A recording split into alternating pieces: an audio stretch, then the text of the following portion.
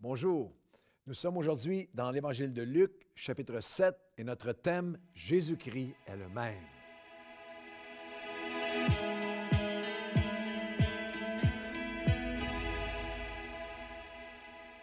Bonjour à tous, bienvenue à votre café matinal. Nous continuons notre chemin, notre dévotionnel chapitre par chapitre dans les 4 évangiles. On a fait l'évangile de Matthieu et de Marc. Nous sommes aujourd'hui dans Luc chapitre 7. C'est un dévotionnel unique, un café matinal par chapitre. Vous pouvez traverser les 4 évangiles et aller chercher les perles de chacun des chapitres. Je veux juste vous mentionner en ce mois de décembre, en cette fin d'année 2021, nous faisons un projet spécial qu'on a appelé une semence de reconnaissance où nous voulons vous appeler en cette fin d'année à considérer la possibilité de faire un don unique.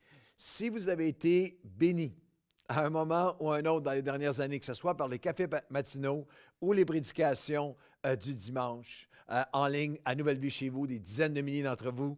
Maintenant, si vous dites par ce Claude, franchement, j'ai été béni, j'ai reçu de la part de Dieu. On a tout donné, on va continuer à tout donner gratuitement, mais on a vraiment un grand besoin en ce moment d'investir. Nous avons besoin de renouveler les équipements, remplacer les équipements. Nous bâtissons une régie, bâtissons un studio. Nous avons plein de nouveaux projets en plus des cafés matinaux, de Nouvelle Vie Worship et des prédications et des réunions du dimanche. On veut offrir plein d'autres services pour vous dans la nouvelle année et on vous appelle à considérer avant le 31 décembre de cette année, considérer faire un don unique, une semence de reconnaissance. Vous allez tout simplement à donner.nouvellevie.com, donner.nouvellevie.com. Et si vous pouvez, aux milliers qui suivent les cafés matinaux, en ce moment, nous ne pouvons pas continuer sans vous. Ça représente des sommes colossales, des investissements que nous avons à faire. Et Dieu a simplement mis sur mon cœur, va vers le peuple. Et il y a un peuple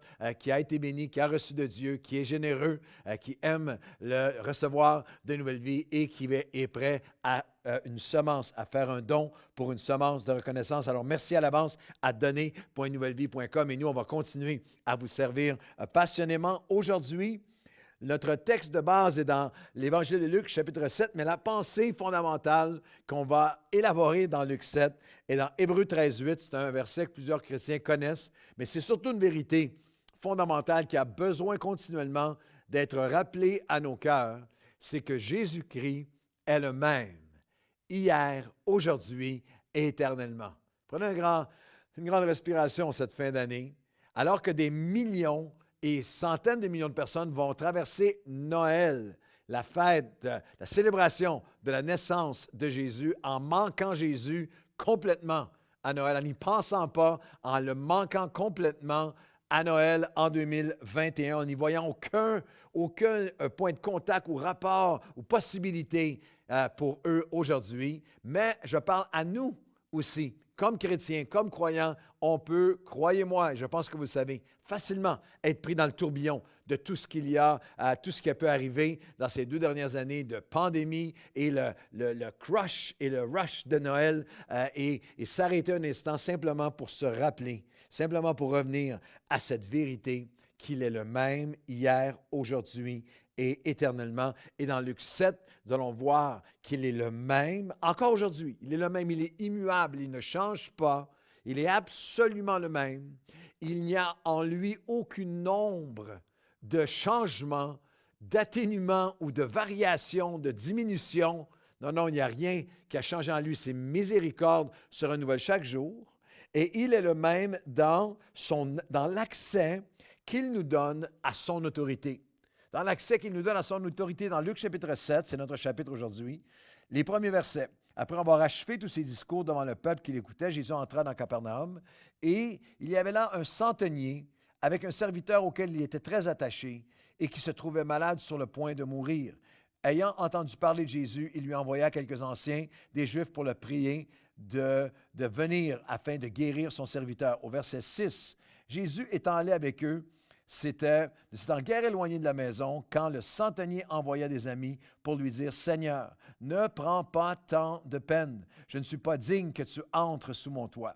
C'est aussi pour cela que je ne me suis pas cru digne d'aller chez toi. Mais dis seulement un mot et mon serviteur sera guéri. Car moi, le centenier explique, c'est moi je suis soumis à les supérieurs, j'ai les soldats sous mes ordres. Et je dis à l'un va et il va, et à l'autre viens et il vient. Et à mon serviteur, fais cela et il le fait.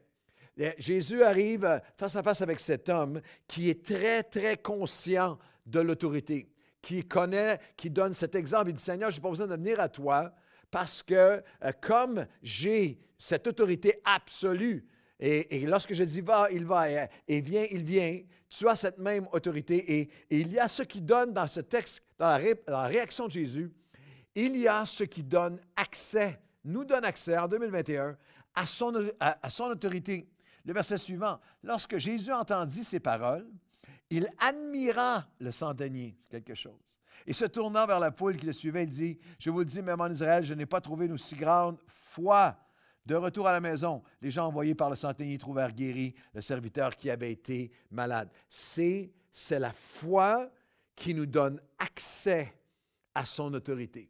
Jésus-Christ est le même hier, aujourd'hui, éternellement. Il a toute autorité. Il a tout règne sur toute maladie, sur toute peine, sur toute douleur, sur toute souffrance. Il a autorité sur l'oppression, sur la dépression, sur le burn-out. Il a autorité sur quel que soit ce que tu traverses. Il a autorité sur tous nos ennemis. Il place une table devant nous, devant nos ennemis. Je ne manquerai de rien. Et je veux simplement aujourd'hui activer votre foi.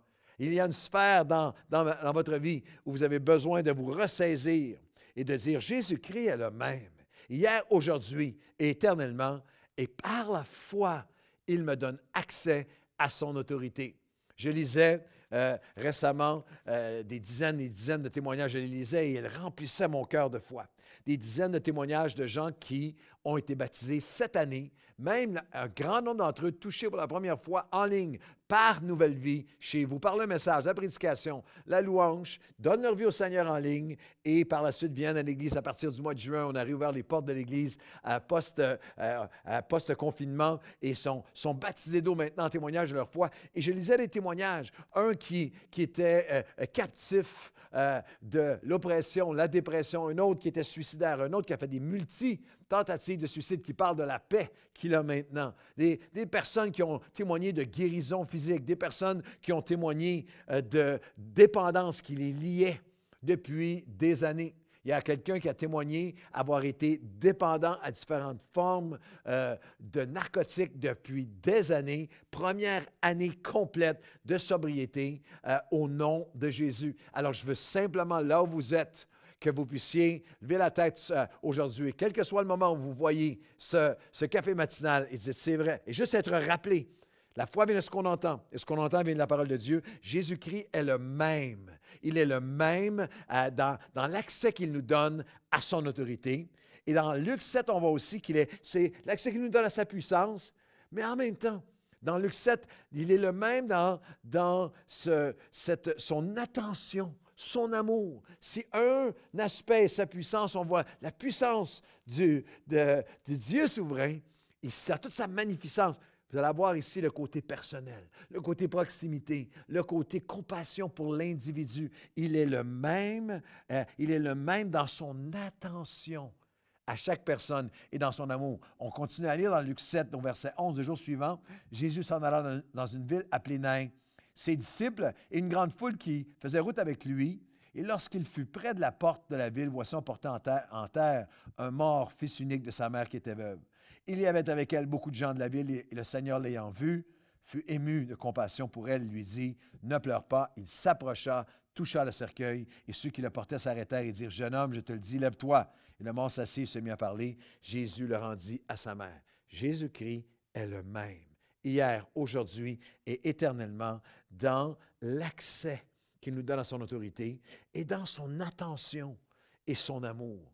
Le côté de sa puissance, mais le côté personnel, de sa proximité, de sa passion pour les gens.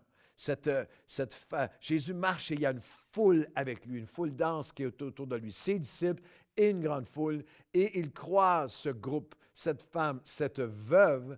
À l'époque, du Nouveau Testament, la femme qui perdait son mari devenait une démunie de la société. Cette femme est frappée par 2 tragédies simultanées. Elle est veuve et elle perd son fils aux yeux des hommes de l'époque, du religieux de l'époque, des grands de l'époque. Personne ne la voit, personne ne la reconnaît, personne ne lui porte attention. Mais ces mots sont puissants. Le Seigneur l'ayant vu. Le christianisme, selon le cœur de Jésus, n'a rien à voir avec des foules, avec être perdu dans la foule. Vous pouvez être des milliers et parfois dizaines de milliers à être de l'autre côté de cette caméra à travers Nouvelle Vie chez vous ou à travers ces cafés matinaux, mais le Seigneur te voit. Le Seigneur, l'ayant vu, a été splagisomé. Il a été ému de compassion.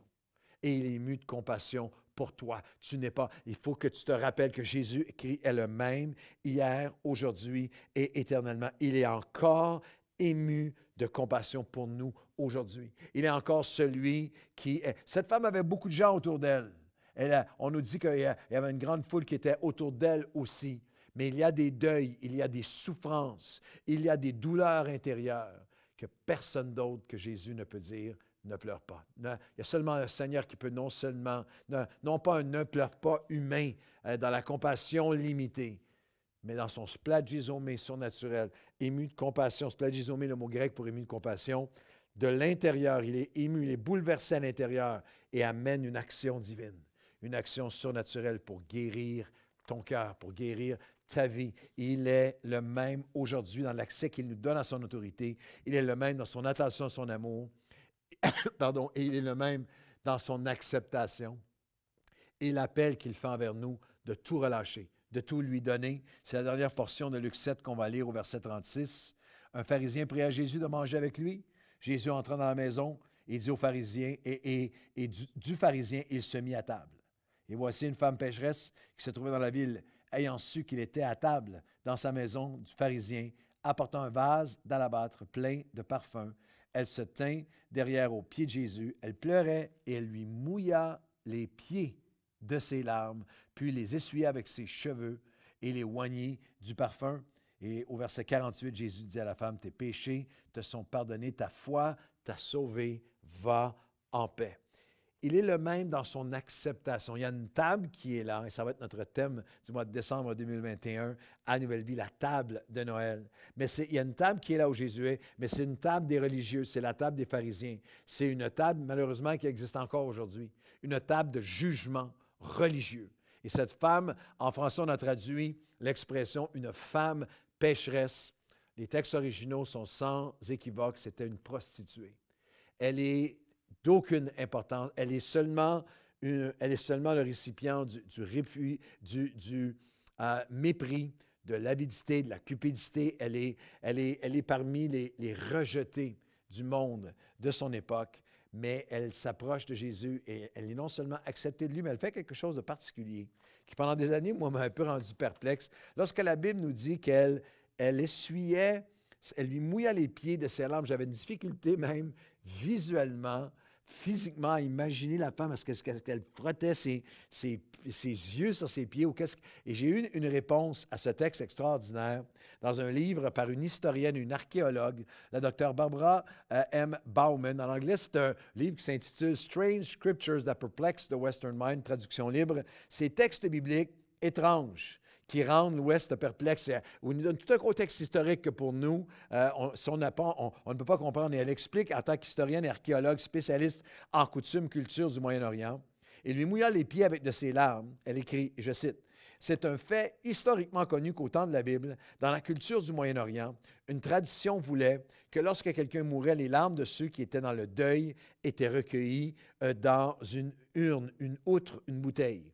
Des milliers de ces bouteilles ont été retrouvées chez les riches et les pauvres, dans les tombeaux, les sarcophages et dernières découvertes archéologiques modernes, alors que les bouteilles en verre ou en argile étaient souvent enterrées avec la personne décédée.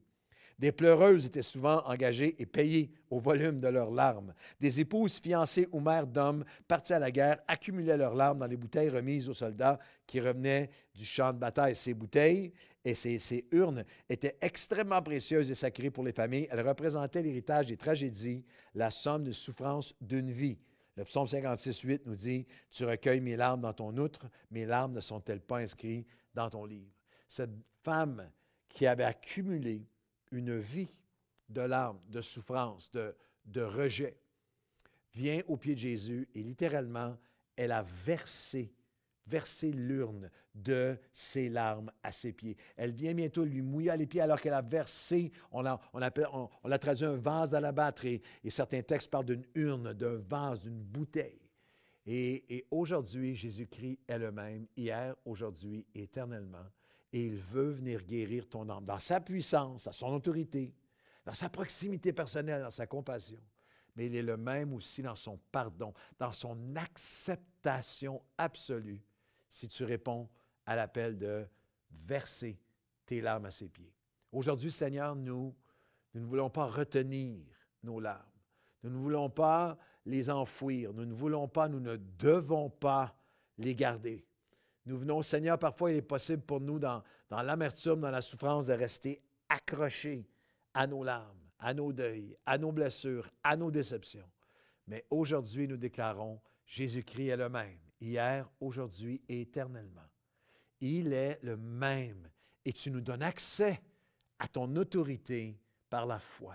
Alors aujourd'hui, que par ton autorité, tu puisses guérir, libérer, consoler, transformer. Tu es le même. Tu nous donnes accès, Seigneur, à ton attention. Tu es le même dans ton attention si personnelle, si personnalisée, encore ému de compassion. Tu nous as vus, tu nous vois au milieu de la foule. Et alors que tu nous portes, tu es le même pour nous porter ton attention, nous déversons nos larmes à tes pieds aujourd'hui pour que nous puissions recevoir ta paix, ta guérison, que quand nous entendions ta voix nous dire en cette fin d'année, va en paix. Tu as reçu mon pardon, ma puissance, tu as reçu de moi. Alors aujourd'hui, Seigneur, nous le déclarons, nous le recevons, nous le vivons. Jésus-Christ est le même, hier, aujourd'hui et éternellement. Amen.